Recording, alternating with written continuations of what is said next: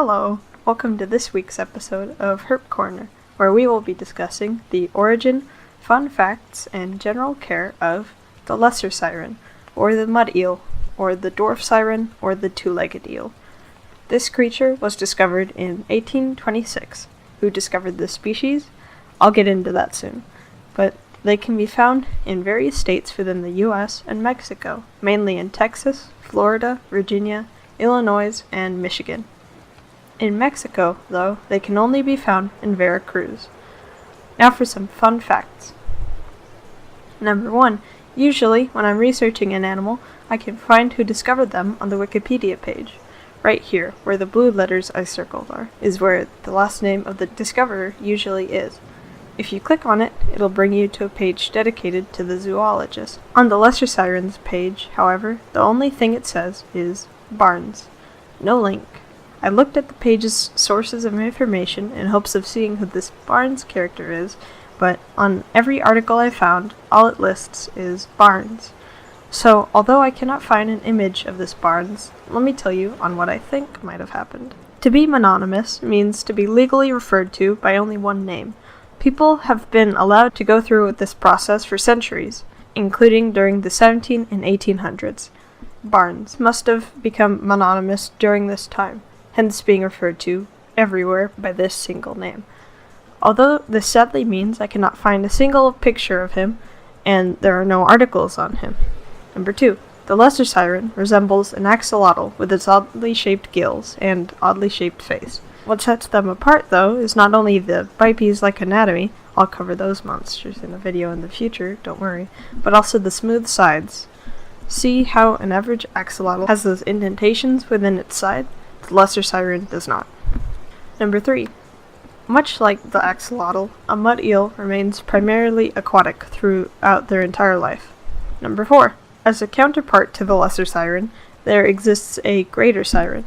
Unlike a lesser siren that goes up to 2 feet and is primarily aquatic, a greater siren can get up to 3 feet and is terrestrial. You can tell just by first glance that they're land animals because of the lack of gills. Number 5. In total, there are 4 types of siren: the greater siren, dwarf siren, northern dwarf siren, and of course, the lesser siren. Number 6. There are 3 subspecies of lesser siren. The subspecies that used to inhabit Michigan, the eastern lesser siren, is now extinct, while the one that inhabits Texas, the western lesser siren, is threatened in population.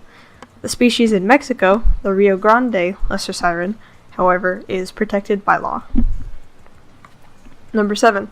When one's territory is threatened, a male lesser siren will make a clicking noise. When it is captured, however, a lesser siren will yelp or scream. Now for their general care. As a little side note, this is the first herp I've covered that is illegal to own in California.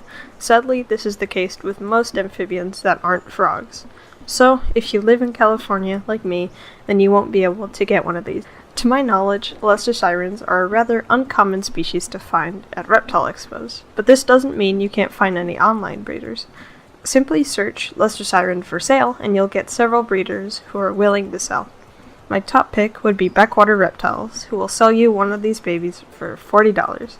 Aside from the pretty good price of the animal itself, the general care of this creature could range from little to medium depending on how much work you want to put into them. First off, the food for lesser sirens would consist of small slugs, snails, worms, bloodworms, and/or tiny crustaceans. Although feeding each one of these food sources would add extra variety and enrichment, it's acceptable to only feed 2 of these sources to your siren. The housing, though, is a little more complicated. Lesser sirens are what's known as an indicator species. This means that they can indicate the cleanliness of the water they're in. This comes from the fact that the outer layer of mucus on the mud eels is extremely thin compared to other amphibians. The coat is what protects their sensitive skin from harsh chemicals. Since they're 100% aquatic, you'll need to pay attention to what type of water you use. Spring water is really the best type since distilled water is acidic. Water aside, the enclosure should be about 10 to 20 gallons. I don't really recommend aquarium sand as a substrate since I'm not sure on whether or not these animals face impaction, and it is very messy.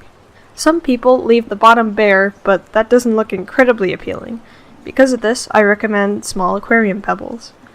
Hides should be provided as well as fake aquarium plants.